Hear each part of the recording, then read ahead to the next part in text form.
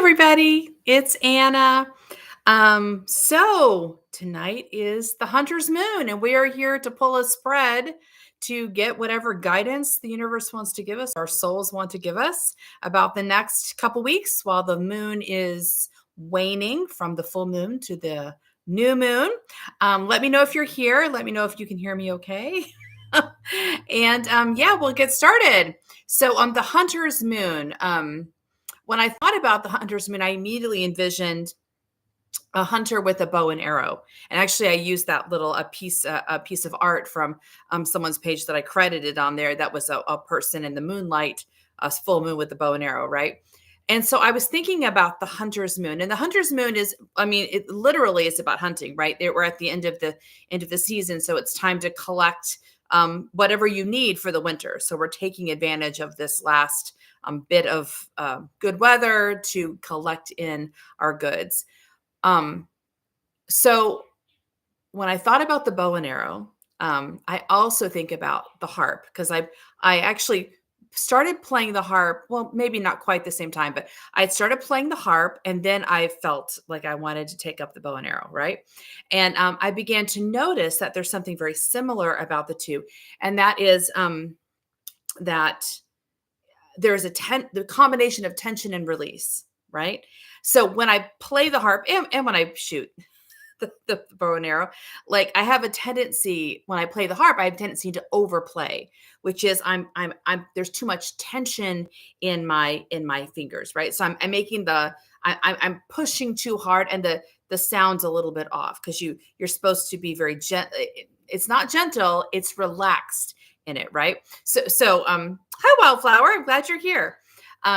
And the same is true with the bow and arrow. Like there is tension in the pull, right?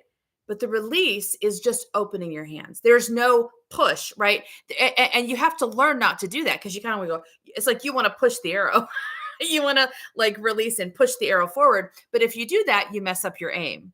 So there is something about focusing, like the tension's in the pull, and then you just let go.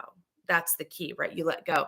And if you've ever actually seen Olympians do bow and arrow, or really any professionals do contests with archery contests, you'll often see actually the bow just falls away because you're not even gripping this piece, the part you're holding right here, the arrow, the bow, you're not even holding it. You're just have a open hand because you don't want to grip it.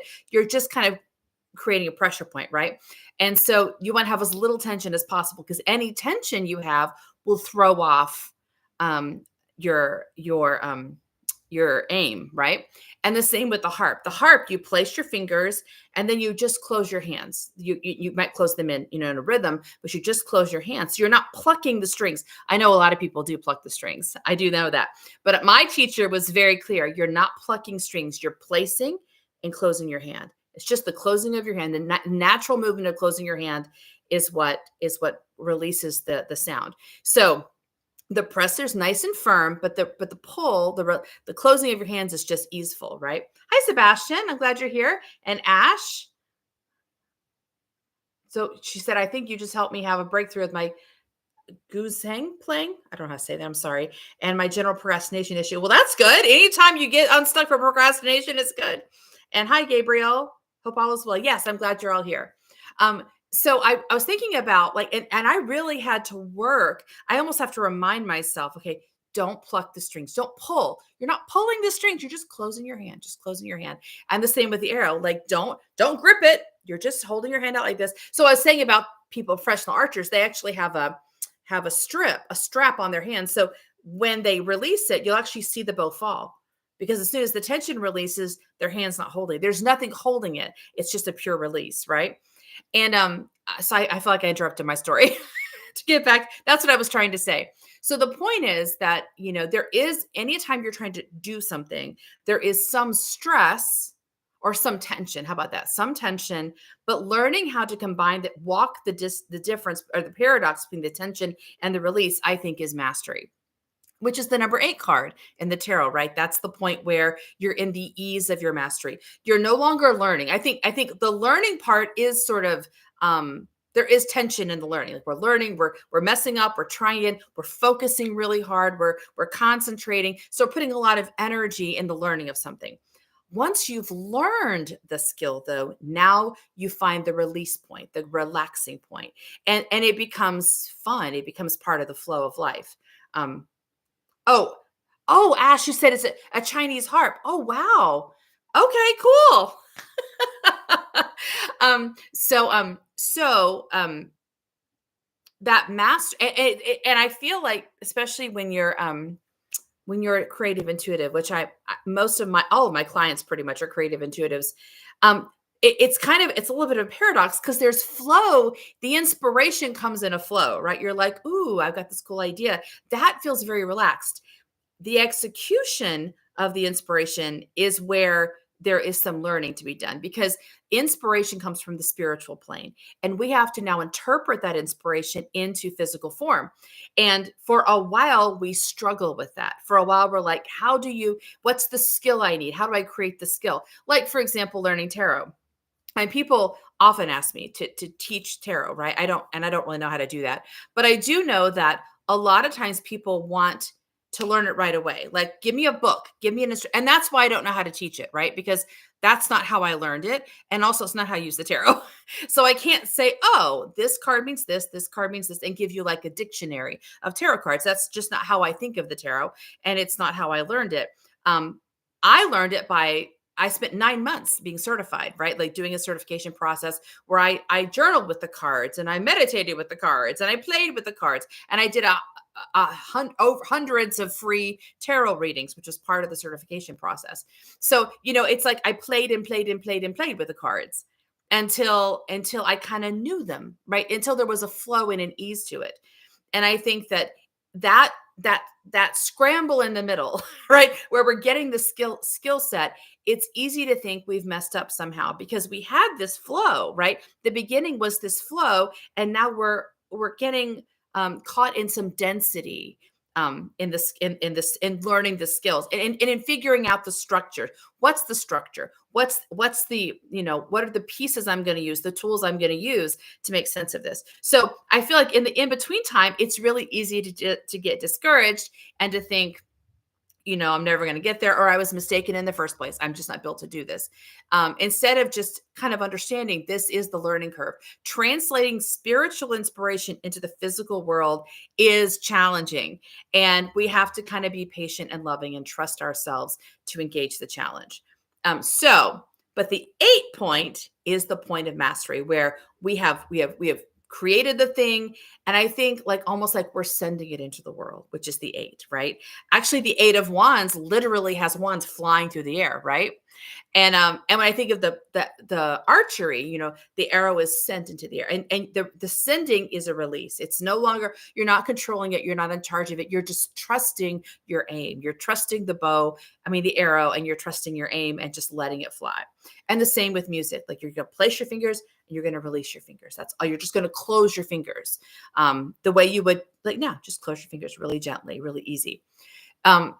So I like the idea of, here at this point of the harvest, where we've been having all this time with spring, where the life comes alive, and summer, where there's all this fruition, and now things are coming to a point of harvest. Now, whatever we've been working on is now manifest. It's coming into manifestation in a really powerful way, and our job now is to, like, send it into the world, our gift into the world.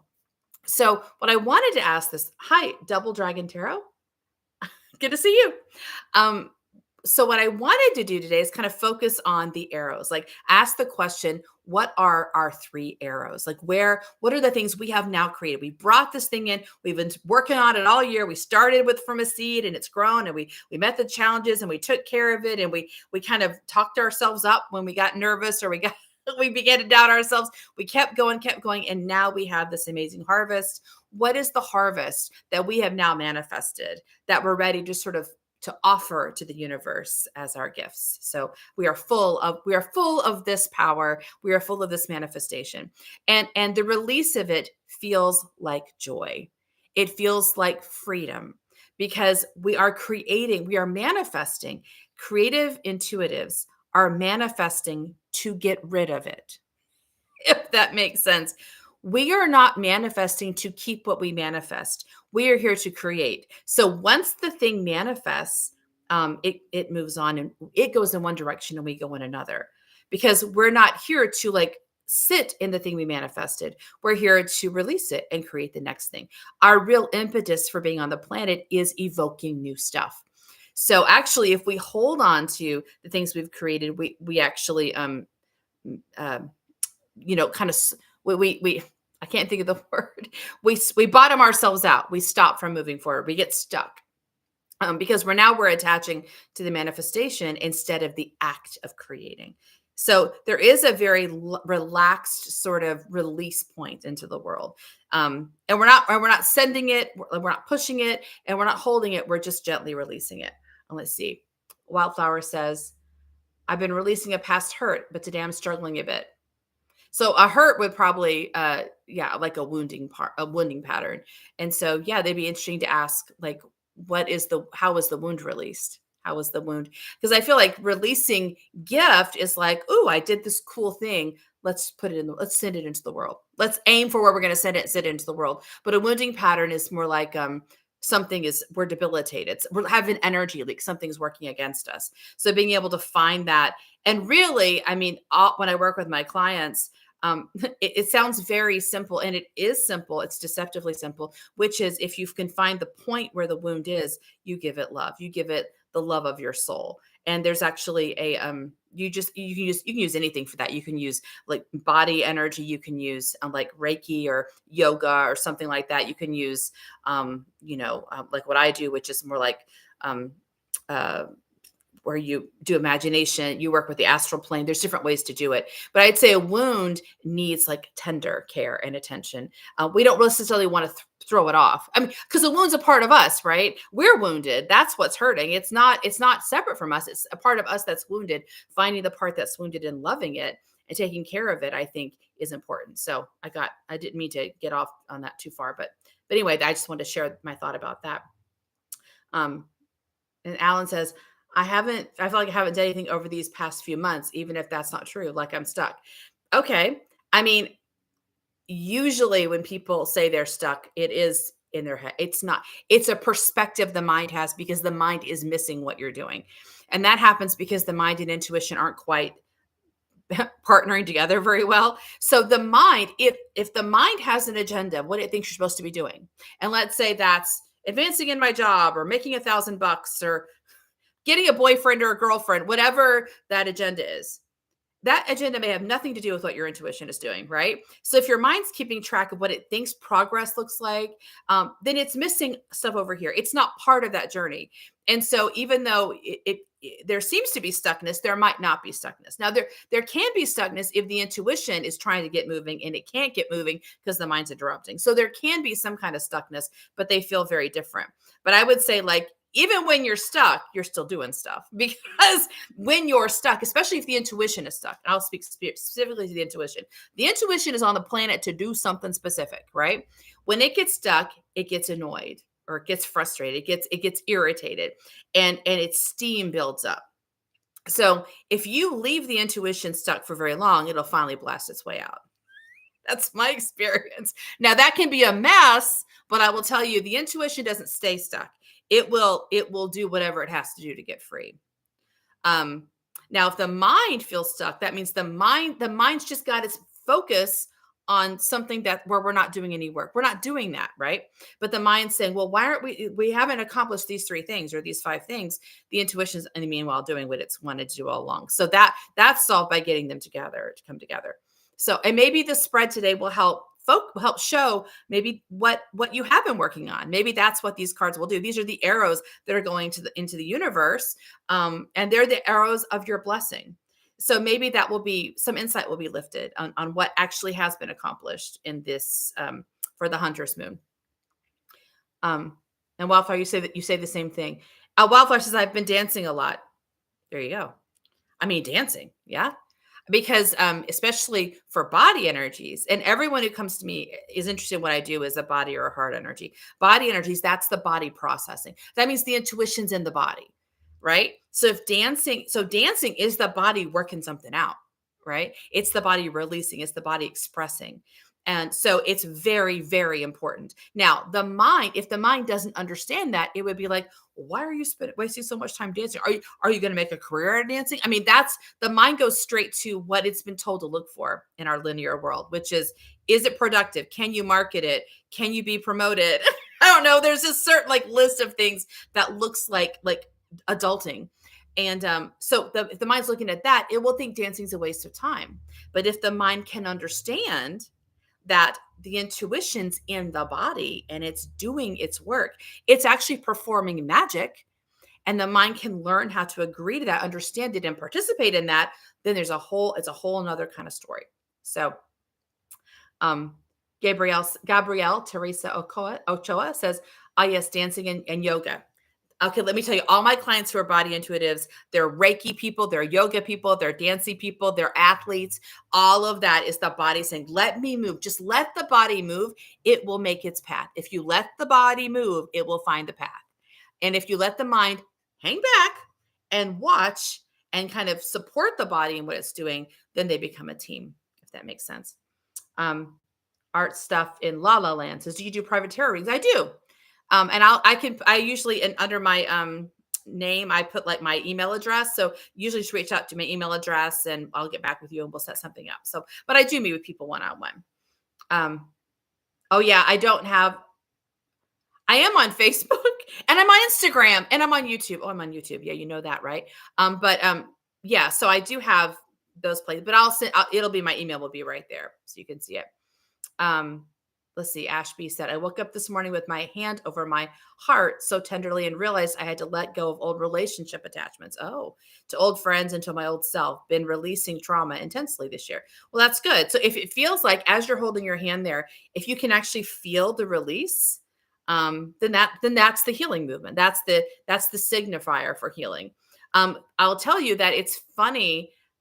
So what you might want to do is like really feel how it feels, right? Kind of go, okay, it feels heavy, it feels sticky, it feels hot, whatever that feeling is. And then watch that feeling release. And the reason I say that is because it's really hard for the mind to believe that healing works that way. Because the mind in our culture is told it's supposed to be in charge of things, right? So if it doesn't understand something, it thinks it's not working, right? But if you're a body or heart intuitive, your leader is actually in your heart or your body. So that could be, to me, the heart. It could be a body, but it could also be a heart, like the emotional release, right? You're signifying that you're releasing this. You're loving your heart. You're offering support and kindness there. So what's good to do is to see, kind of make an objective, not an objective, maybe, yeah, objective. Like you're objectively describing what it feels like. Like this feels hot, and often I'll have people measure like 1 to 10, like how uncomfortable is it, right? And then you can place your hand on your heart and then say, what else is possible, which is kind of an invitation to let your soul come in. Okay, this is how it feels, and I'm acknowledging it. That's important. I'm acknowledging it feels this bad, it feels icky, it feels painful. I see it, I feel it, I'm loving it. What else is possible? And then you can actually watch the energy release. You can actually watch it release. And that's important because we want the mind to see that it just released. And then the mind goes, well, because I release stuff with people all the time, and it releases all the way. And the mind's like, well, yeah, it released, but did that really work? So it is about, we kind of have to win the mind over and say, yeah, it released, because the mind thinks that a very painful experience is going to take years, months, decades to heal. And we're told that too. We're told so many times, you never get over grief, you never get over painful, you never get over certain wounds. We're told that. So the mind kind of expects us not to heal because it's been told you have to cope, you have to make up with, and that's, so the mind tries to do that. If you're actually healing stuff, that's a different kind of story than what the mind's used to. So it's a miracle. To the mind, it's a miracle because that it doesn't think that's possible. So you almost have to help your mind get used to the idea that you are miraculous and show it, give it evidence. So when I'm working with someone that's got a pain point, and I usually ask them to find it, like in your heart or in your body, where are you feeling it? And then we do whatever work we're doing. And then I'm like, now let's check. Let's actually look for the pain point. To show the mind that it's released. So the mind can start letting go of that story and start doing something else. So yeah, I think that it kind of instinctively touching your heart makes sense. And if you can feel the energy releasing, Observe when it stops. Observe until it's done, and show your mind that it's working, so your mind can let go of the idea that you have to carry this story forever. Let's see. Okay. Oh, Ash, you said that resonates. Well, good. I'm glad. Alan says this was a nice pick me up. Thank you. Good. If you keep, your therapist says, if I keep constantly saying I'm stuck because I didn't accomplish what I want, it could block off other opportunities. Well, I mean, it definitely gets your mind. It definitely means your mind's not having a very fun time. Okay, which and the mind's a part of us, and we want our mind to have a good time. The mind, but the mind's not having much fun, right? It's like, oh, we're not getting anywhere, we're stuck. So the mind's it's kind of bummed out. I would say you're here to be a blessing on the planet, and you're gonna do it whether your mind realizes it or not. Now it'll maybe a little slower. There may be some sabotage moments, or maybe some, you're here to be a blessing. You're gonna be a blessing, regardless. Actually, when I was shuffling my cards, or I already, I always shuffle my cards before you see me, because I drop them all the time, and I don't want you to see me do that because I'm very clumsy. But one card that fell out was the sun, right? That's the card that popped open, and the sun is the card that I think says, yeah, you're a light on this planet. Sometimes the sun is behind the clouds, we can't see it. Doesn't matter. It's still there. It's still giving light and warmth and life, right? And we are the recipient of that light, and we are the givers of that light. Whether your mind sees it or not, you are a light, right? The mind can't even mess you up.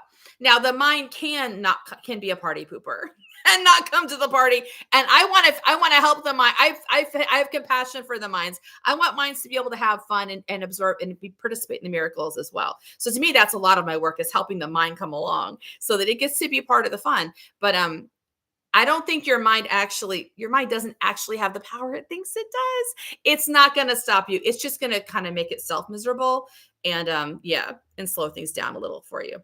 That's my perspective. I mean, if you think the mind can stop you, it's because linear intuitives, for mind intuitives, yeah, it can. The mind's the one calling the shots, right? But for body and heart intuitives, the mind's not really calling the shots.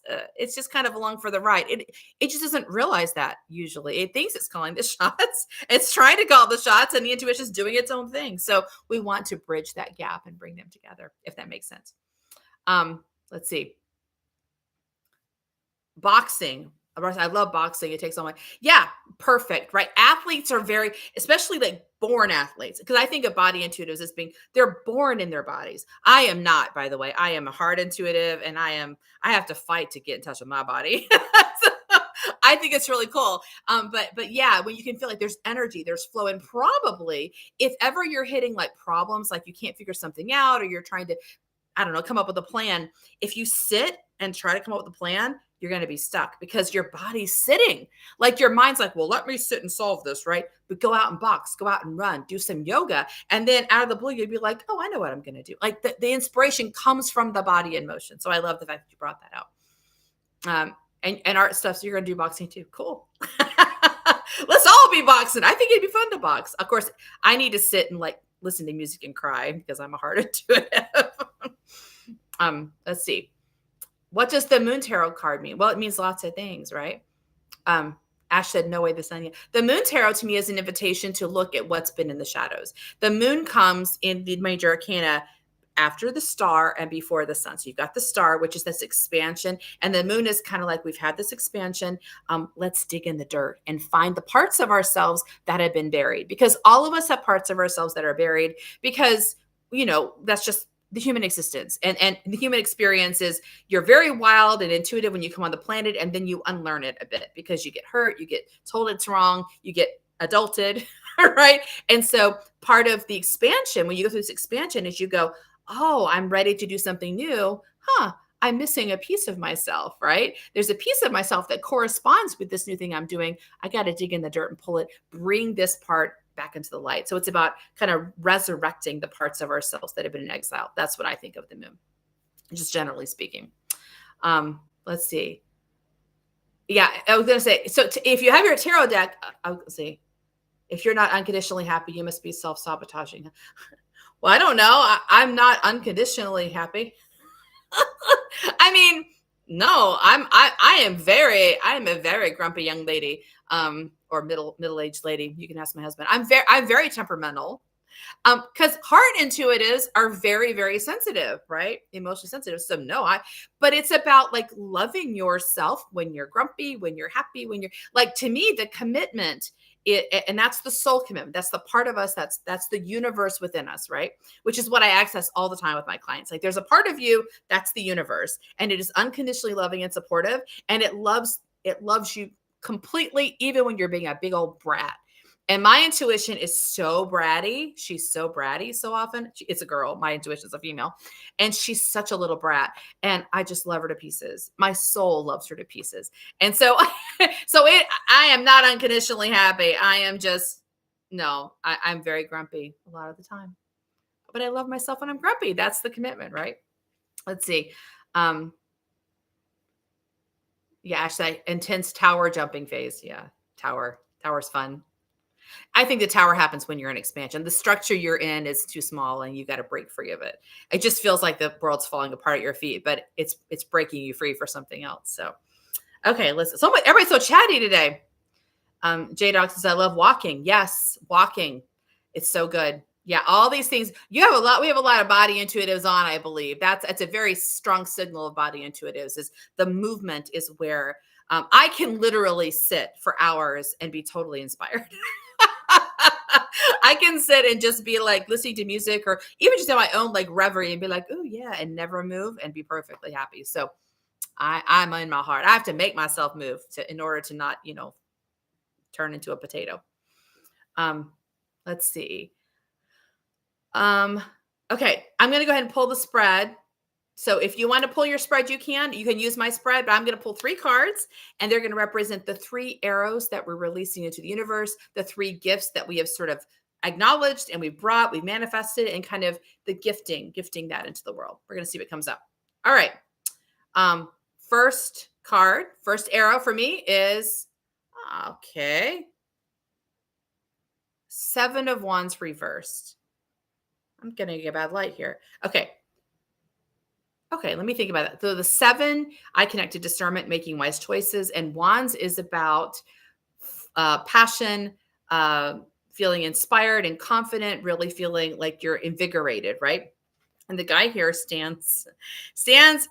I'm trying to get the right light. Okay, there it goes. Stands ready to fight. He's got a wand up, like, I've made my choice. I'm ready to defend it. I'm ready to push back if you argue with me, right? So it's about making a choice, following your passion. The challenge in the Wands trajectory, if you watch it from Ace to 10, is that there's an increasing sort of like belligerence, almost like we're like, yeah, I'm going to fight you. Don't, and it gets exhausted. By the end, the person depicted is just tired, right? And that's because they're losing energy in the fight, right? Thinking I have to fight for myself. I have to push. You have to work really hard, which is a message we get from the linear world. Like, if you're going to do it, you got to fight, you got to suffer, you got to, whatever. And also that comes up, the mind's afraid of that, right? The mind's afraid that if you follow your passion, you're going to get exiled. Bad things are going to happen to you. So it's all kind of part of the message we get from the world and the thing our mind's afraid of, right? But this card's like, yeah, I don't care. I'm going to fight anyway, right? So when this card comes reversed, it suggests to me, you don't have to fight. Like, realize the universe is on your side. It is happy to help. You have got all this benevolence and support around you. Follow your passion, recognizing you are not going to be penalized or you're going to have to fight for it. You're going to be supported and loved, and begin to look for that. This makes a lot of sense to me personally, because I have been struggling for a long time with making music. I know it's part of my journey, and but it's always been very struggling, and my mind's been struggling about it. And so I've always thought, okay, there must be a way to do this that doesn't feel this struggling. But I just kind of kept engaging it. And I feel like, yeah, this week something shifted. Like, my understanding shifted. And it's like, oh, the universe had an answer, had an option for me. I just needed to keep staying engaged until I found the option. So this idea, like, you can follow your passion and it be relaxed, be released. So kind of enjoying the fact that, and actually the 6 is, it's the harm is 7. Once you turn it upside down, right? It goes to the 8. It goes into mastery. So the idea of kind of letting myself enjoy the mastery. And for me specifically, passion comes across in music. So that's how I'm going to read it for myself. But you might consider for yourself, what's the passionate thing, the thing that calls to you, that it feels like you're kind of fighting for it, you're struggling for it. And what's the release? What's the thing that tips it upside down where you go, this, the universe wants me to do this. It's here for me. It wants this to happen. It's excited for it. Not only the universe, well, people are part of the universe. People really want this. They're really excited for my gift, and they're ready for it. The world's ready for this. So they're not. So I'm not going to be. No one's going to fight against it. They're excited to receive it. So consider that maybe for the first card. Let me see. Second arrow. I'm going to go through all three of them just to get them done. Is King of Cups. Oh, King of Cups.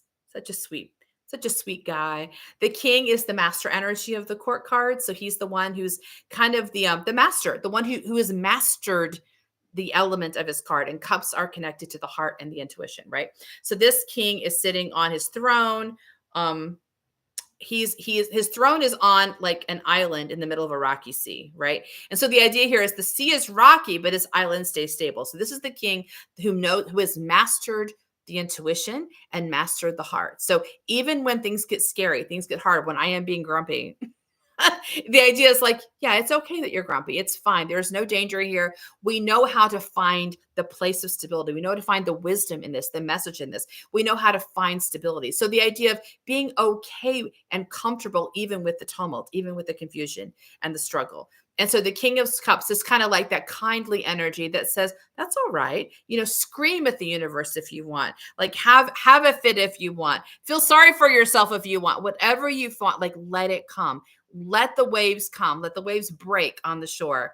The shore won't move. And so this idea, you're safe. We are safe in even the wildness and the tumult of that. So to me, yeah, I feel like to me, these are connected, because I think the King of Cups, which says everything's fine, you're safe. Go ahead and live in as much of the chaos as comes, whatever chaos comes, whatever struggle comes, I've got you. You're safe. We can find our way through. And there's benevolence. There's benevolence in both these cards. You're safe. You're surrounded by love. Yeah. So that going into the world, that freeing into the world. And the last arrow I have is the 9 of Cups reverse. Okay. So the 9 is the penultimate step in a 10-card trajectory. So it's the moment before you reach transformation, right? And the transformational point of the 10 of Cups is the rainbow with the 10 cups in the sky and the family dancing and embracing under it, right? So I often think the 9 point, the sword's trajectory is a little different, but with the other trajectories, the 9 point is the last moment that this is just yours. This is a private thing. Like, it's your creation. It's your thing. You've been developing and creating, and now it's time. You're getting ready to release it into the world for it to become public. At which point you start over on a new piece of work, right? So the guy here is sitting here. He's surrounded by his cups. He's feeling really happy. He's enjoying himself. Cups again are about the intuition and the heart. So he's just like really happy for himself. He's taking ownership of all the beauty he's brought into his world, all the connections he has. He's just feeling his heart, right? And enjoying it. And this is an invitation that, yes, take that breath, see what you've got, then reverse it. To me, it's like, and then let it go. That means I feel it is about like letting your heart feel full, letting your heart feel grateful, letting your heart recognize all the beauty that we've brought to ourselves. And that is something that you have to feel. It's not necessarily something, everything we feel has a manifestation. So I'm not going to say it doesn't have an effect in the physical world. It does. But you can actually trace it. Like, where does that heart come? Where does the heart express itself? Where are the connections being made? It may not be like the linear ideas of, well, we've got this, we're dating somebody, or we've got this person we work with. It doesn't have to be that. It can be something very different than that, but the heart knows where it's expressed itself, where it's created connection. So feeling that, and like, yeah, I think turning it upside down is like, I've done it. I agree to it. I'm going to release it now. Okay.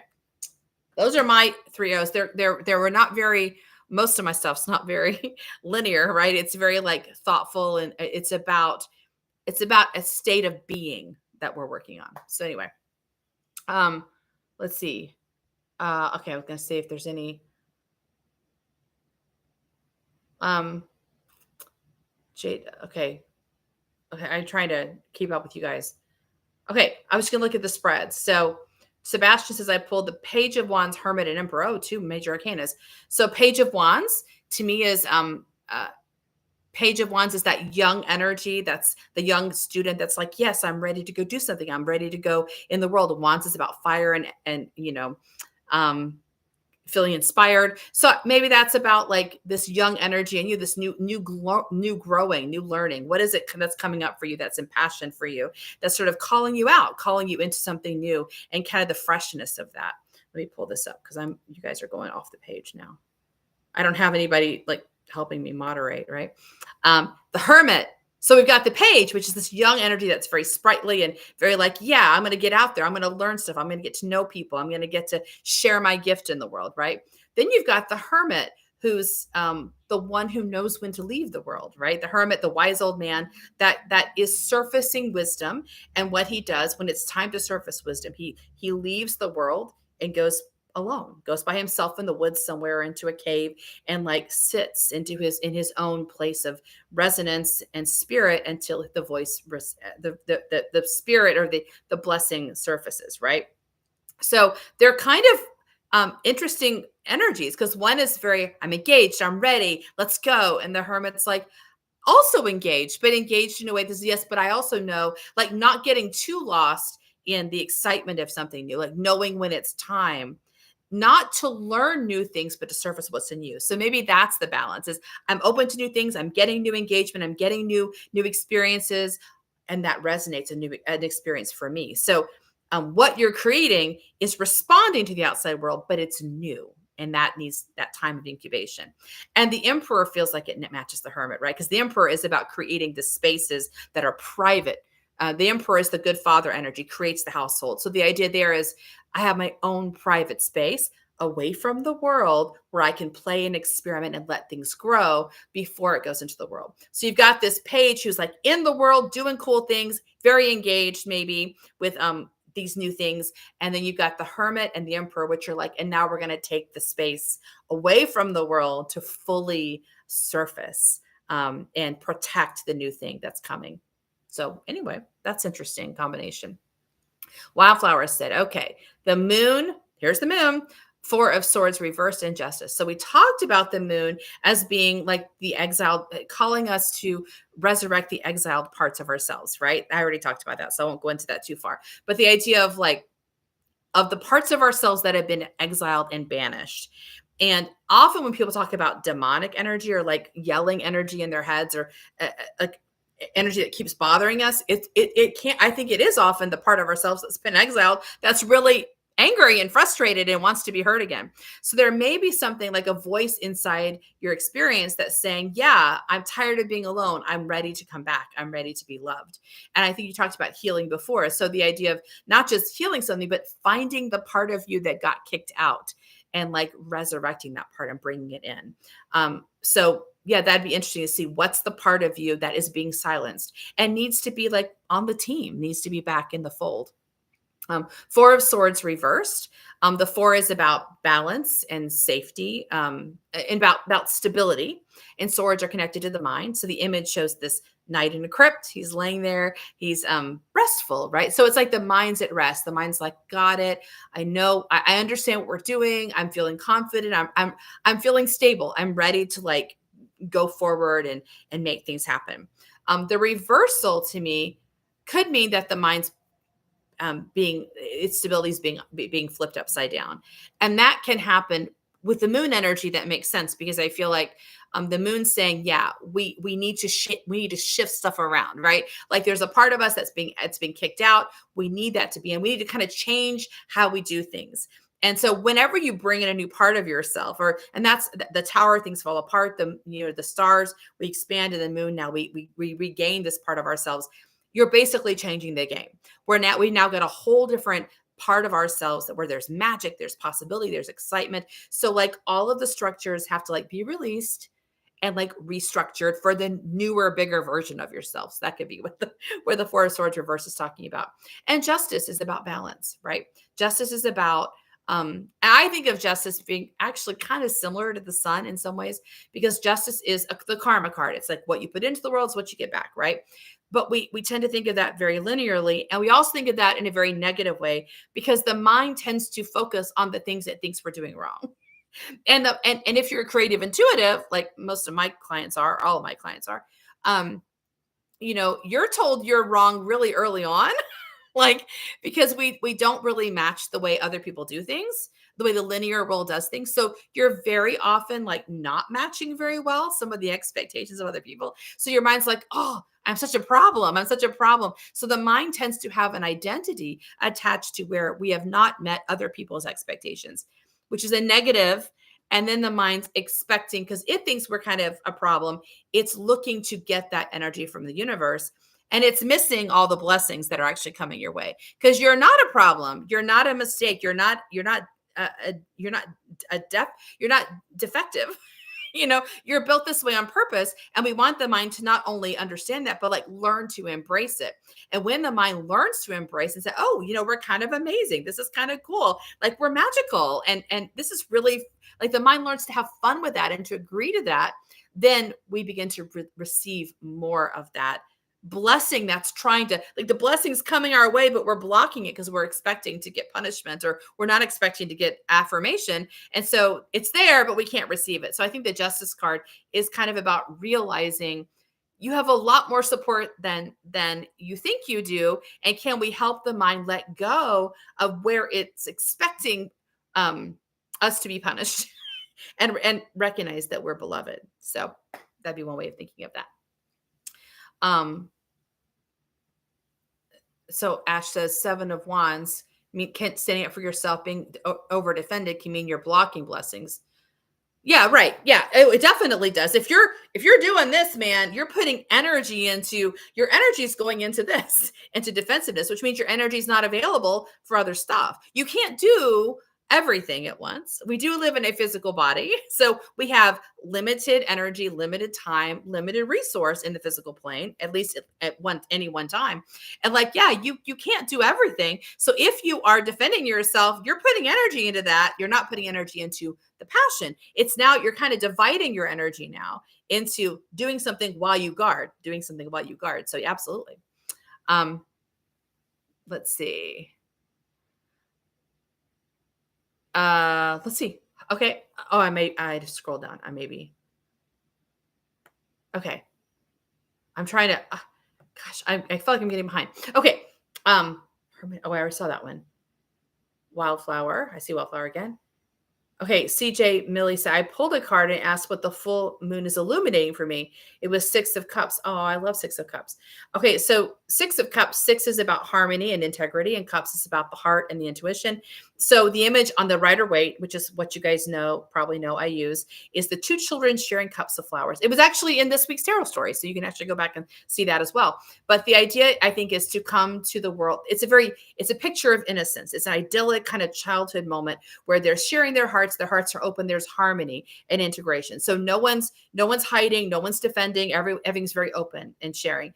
And this idea of innocence, which is saying, come to the world with an open and unguarded heart, which we talked about the Seven of Wands. Like, the guard is a problem. The guard, I say it's a problem.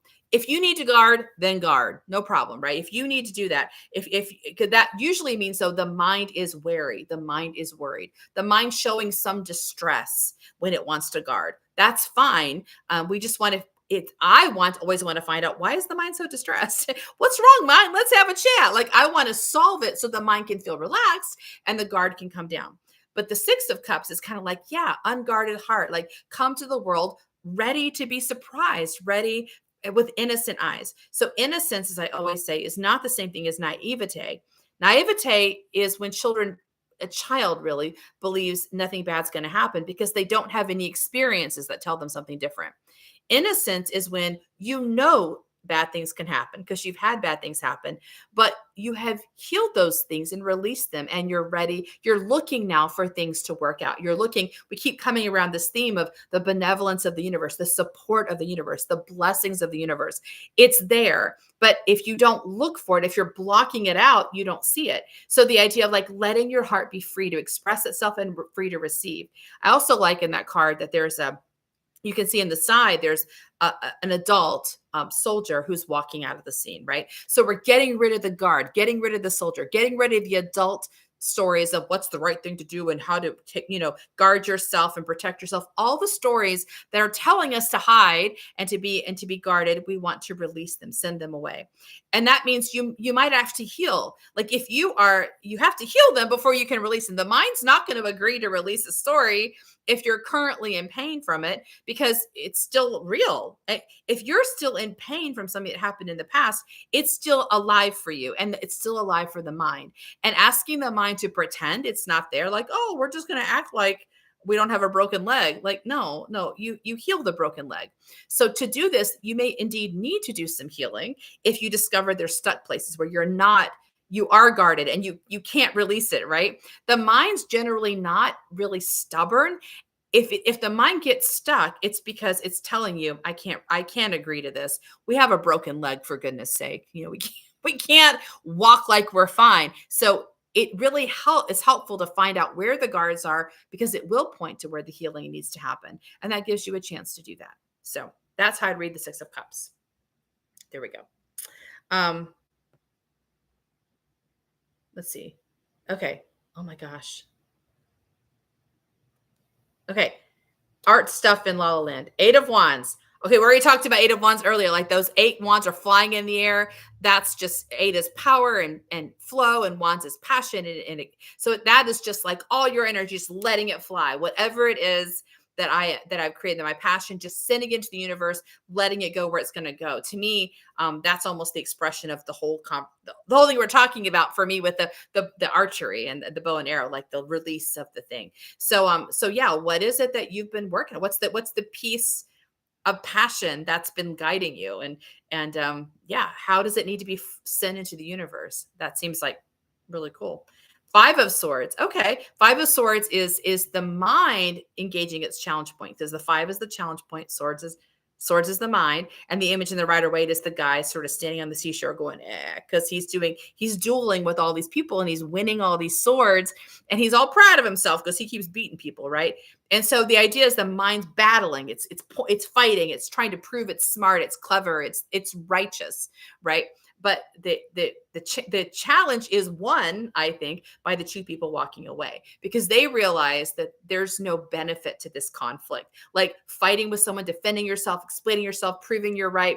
Like that's like the mind just having like random fights over beliefs. And beliefs, at least for usually my clients, beliefs are just tools. Why are we fighting over whether it's better to have a wrench or a hammer?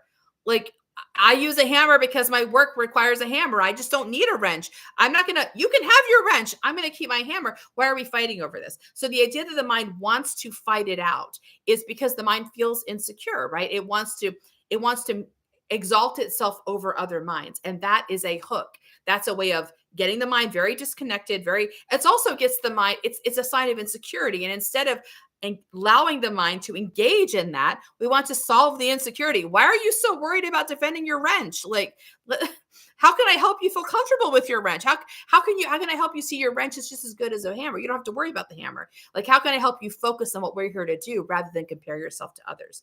So the Five of Swords is almost like the mind solving, getting good at like letting go of the things that don't belong to me.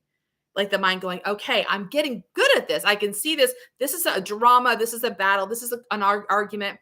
I don't have to do that argument. I can just walk away and put my attention into something that's actually connected to our calling, rather than getting like hoodwinked over here, or not hoodwinked, sideswiped, side hooked. There's some word for that. I don't know what it is, but getting side hooked into somebody else's drama. They're having a drama because their mind is insecure. Your mind doesn't have to follow along and become insecure as well. It can stay secure in the knowledge that it's doing what you're here to do, if that makes sense. And then 10 of Pentacles reversed. Oh, so 10 of Pentacles is the gold raining down from the sky, right? It's the 10 point, the transformation, the fulfillment. And Pentacles is the physical world. So there's gold raining down from the sky.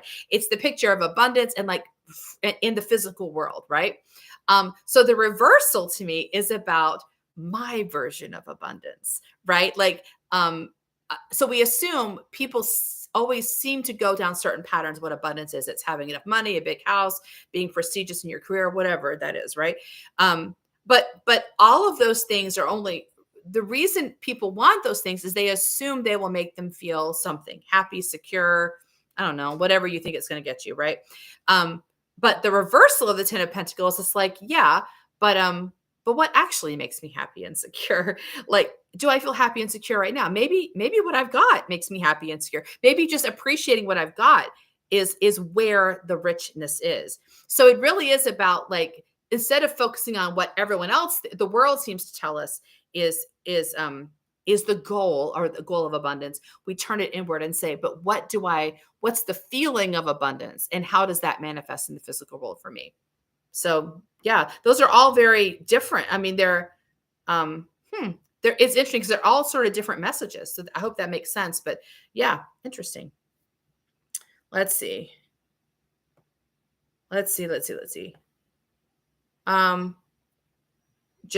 Joe Lawrence, you feel neglected by me, by the world. So actually, I often say this to my clients: how are you neglecting yourself? Are you taking care of yourself? The experience we have outside of ourselves often connects to something inside ourselves. So somebody think about, what could you do to care for yourself that would feel kind and loving? And also, like, is there a reason why I wouldn't do that? Why wouldn't I take care of myself? There's something so that's something to consider anyway. We'll see.